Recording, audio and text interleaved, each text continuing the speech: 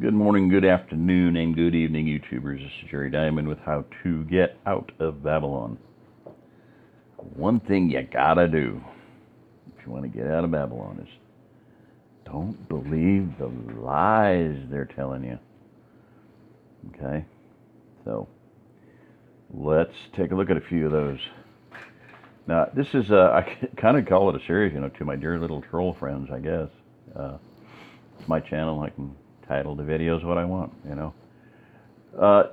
Not that as rule of thumb, number one, I try to differentiate between someone who is a troll, in other words, someone that has an empty, if I go to their account, their YouTube channel, and it's empty, and I mean empty. There are no videos, there's no content, there's no playlists, they don't subscribe to anybody. It's just an empty account. I don't even know that they're human. But I will say that that person, that thing, that entity, deserves all of the honesty and all of the respect and all of the creative content that he provides the rest of the YouTube community and world. Nothing. Okay, so that's a troll. But some people are, legitimately asking questions, and that's fine. I mean, it's great, Carry on an intelligent conversation, wonderful. Try to do it without a bunch of foul language. Highly recommended. On most channels. On my channel, Don't. And the ad hominem argument is the first line of attack of a third-rate mind. So, if you want to insult me and call me stupid, you have just pointed three fingers back at yourself. Fact. Simple fact. So, anyway. Rob Skiba says, you want to know why I don't trust NASA? Well, here's one good reason. Okay, Hubble's been up there for 2 decades now, taking pictures of the most distant, deepest parts of space and showing you the most ridiculously detailed bullshit that you'll ever see in your life. And it's done with a thing that looks like a CGI concoction created by a B-grade movie character. It's wrapped with tin foil, aluminum foil, and space blankets, whatever. But anyway, our point is, turn the son of a bitch around and point it at the Earth and show us one picture of the Earth. It can take pictures of deep space. How big is that thing? Anybody know? Again, awesome feat of construction. Where are pictures and videos of that thing being constructed and launched and put into orbit? If it is, wherever it's at. Where is it right now? How do they control it? Do you see any rocket engines on that thing? How do they position it? Solar-powered rocket engines? Do you see a fuel tank on that thing? Anyway. Turn it around, point it at the Earth, show us a picture. Show us a picture of the moon. How's that for starters? Just the moon. Backside of the moon. Yeah, they showed us the backside of the moon. You could see features on it. It wasn't lit up. The moon is its own light source. We know that now. Been proven. It has its own independent light. It's not reflecting no sunlight. The picture they showed of moon transiting Earth from Epic Deceiver, EPC-DCVR, Epic Deceiver, they name them all according to what they do. It's one of the most epically deceiving pieces of garbage they've ever concocted.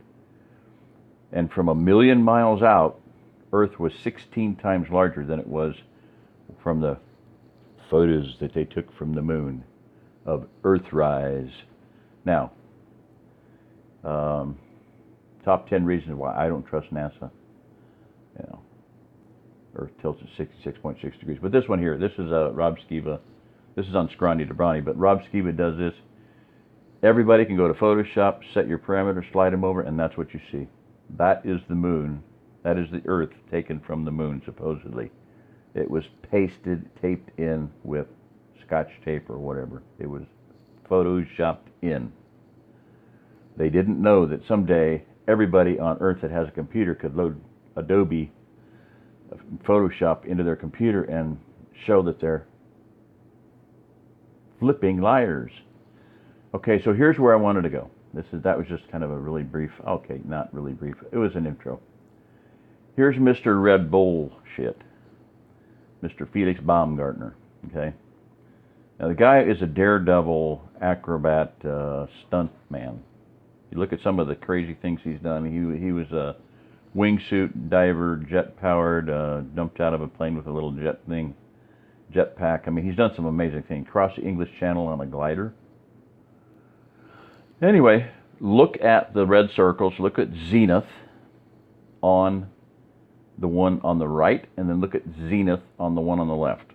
These are not the same capsules. They're not the same deal, but they're supposedly both up there in space.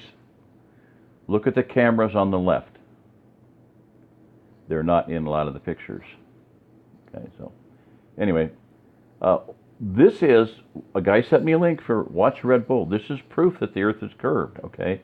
Earth has curvature. There's your curvature. That's New Mexico, people. That's probably only about 300 miles of New Mexico. That's your Earth. Are you, I mean, I'm not, you know, I try to be calm. I try to be collected. I try to be cool, you know. I've cleaned up, you know, my language, you know. But how in the world can anybody in their right mind, in their, okay, in their left mind, think that that is proof of Earth curvature? You can see the river, for crying out loud, there. Okay, if that's the Earth and that river is like 10,000 miles long, it's just absurd. And I'm not even going to comment too much on that, because this whole thing is going to, I'll just go through this and you can see for yourself what I'm talking about.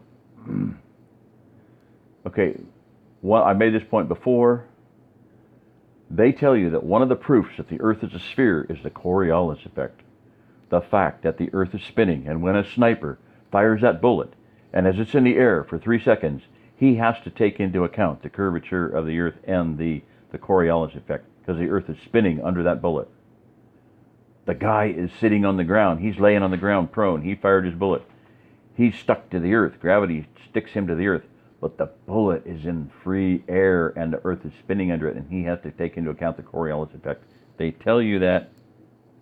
That's a fact. That's a known scientific fact, quote unquote. Just talk to any military sniper, they'll tell you it's not true, but hey, unless they're liars. So anyway, why did he go up to 120,000 feet over a flight of 2.5 hours? And he took off from New Mexico and landed in New Mexico, 55 miles away. 2.5 hours, he should have been somewhere out in the Pacific Ocean. Okay, because he would have traveled 2,500 miles, 1,000 miles an hour. Pretty simple to figure out, right? 2,500 miles. He would have landed, I don't know, not quite Hawaii, but he would have gone for a swim.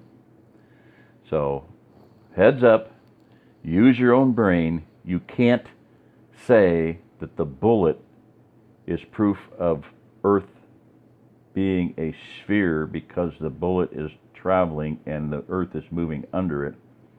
And yet you can't just take off on a helicopter, go up a few feet, just a few feet. If the curvature and the Coriolis effect and the Earth spinning is moving under that bullet, then who the heck needs to waste fuel? Just take a helicopter, go up in the air, and land in Denver, and then land in Las Vegas. Land at LA a few hours later. Less than an hour later. It'll only take an hour because you're traveling 1,000 miles an hour.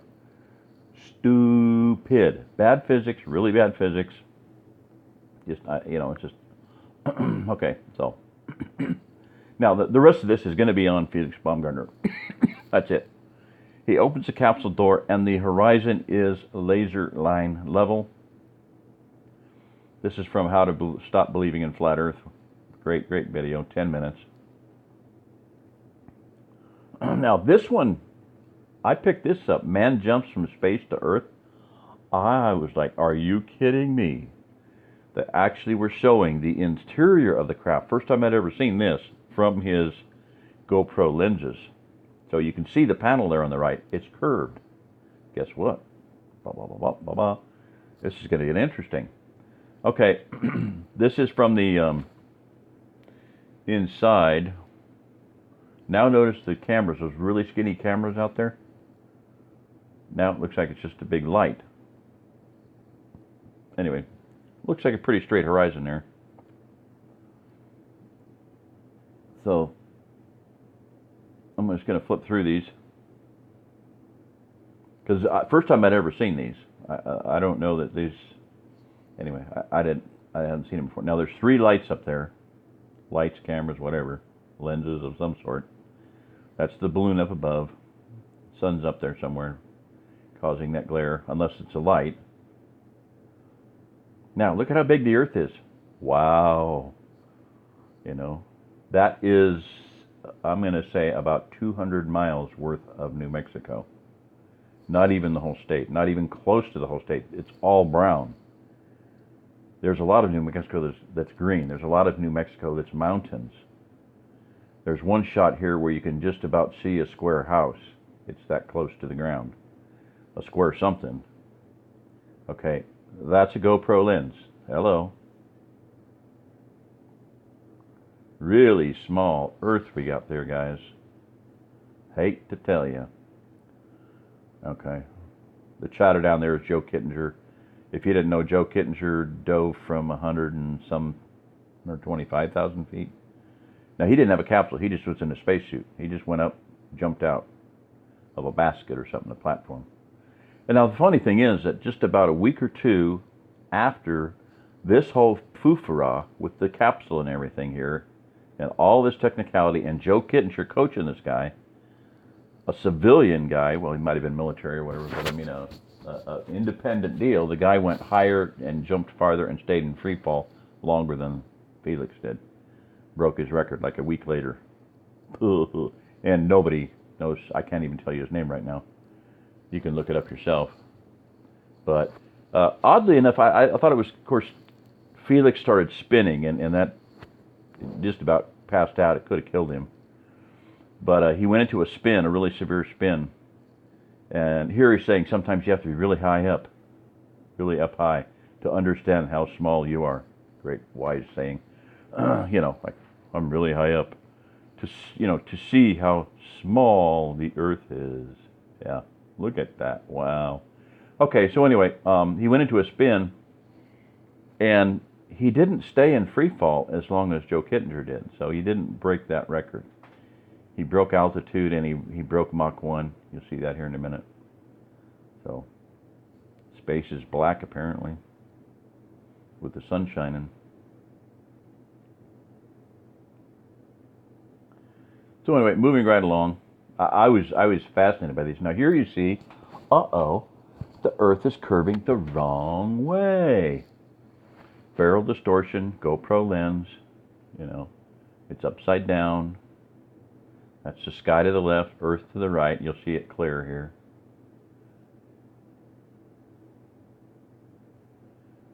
Now you're approaching, when it's equal, then you're at real time, real sense on it. In other words, right there, okay.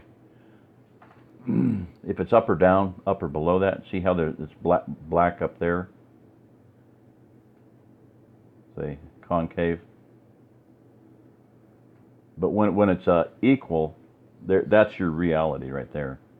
And you'll see that in a minute, because I've got a surprise for you. It was a surprise for me. It's really, really cool. I loved it. Remember that instrument panel I showed you? So anyway, now here it's coming into it. Now I started leaving the time stamps in here. You can get, if you're really quick with the tap and you got a sensitive screen, you can get about 6, 7, sometimes 8 different shots. Things are happening so fast and the clarity is so good. I can go tap, in 1 second. and catch stuff that you just can't see with your naked eye. Okay, so that went from 316 right there, 311, you know, concave. Now it's going back. Okay, 316. Now it's coming into focus to where you can actually see the Earth, and it's becoming a ball again. Instead of the sky being the ball, now the Earth is the ball. So, and that's a town right there. You know, it's anyway. I'm not going to belabor that point. It's, you know, you can either figure it out if you don't understand. You know, these are pictures for you. You should be able to figure it out. All you little Glowbot was, I think, to me, was the best word coined in 2017. A globe believer who is robotically garbage in, garbage out. You put garbage in, garbage out. Yes, gravity can hold water, billions and trillions and trillions and trillions upon trillions to the 100th power tons of water on this little spinning ball as it spins through space. Do that with a little sponge ball. Put water on it and then spin it. See how much water stays in the ball. You got that. How do you think your washing machine works on spin cycle? The centrifugal force. It throws the water to the outside. It throws the water out of the clothes. That's why there's the little holes in the basket, guys. Okay, trolls. So, see that straight line, that area right there down at the bottom in the center? Fields under cultivation, you know. It's pretty close. All right. So I want to get through this. You know, you can watch the video on your own. But I'll tell you just a little hint. Now, I don't know, not all tablets are maybe that sensitive, but, you know, I can go slap about 7 or 8 times in a second and get some pretty amazing stuff. And you'll see that in a minute here. He hit Mach 1, 700 miles an hour.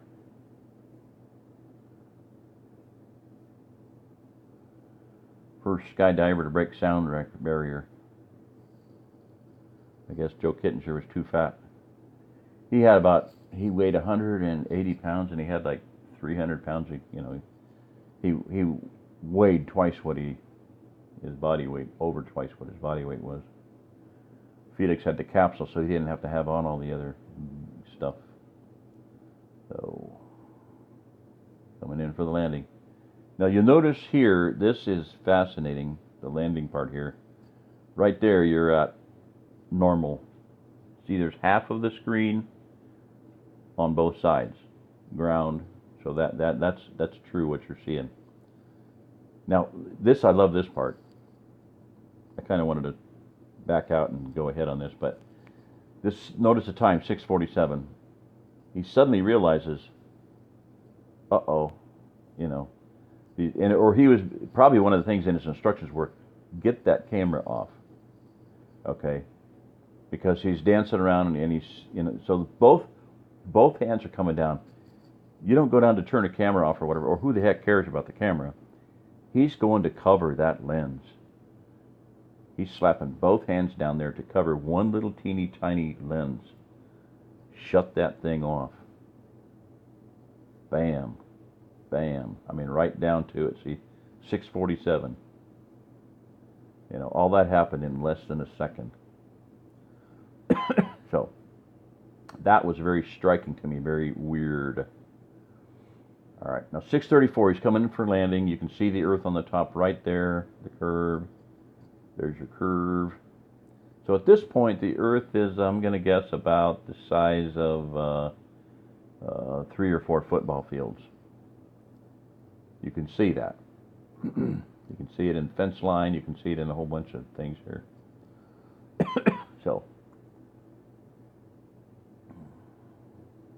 6:38, his foot touches down right about there. 6:39, look at the size of the Earth over there. Very small ball right now. Amazing how it gets bigger and smaller. So, okay, that's it on that. And then he kind of salutes Joe Kittinger or whatever, or the son, or it kind of looks like he's saluting, but Kittinger says, great going, Felix.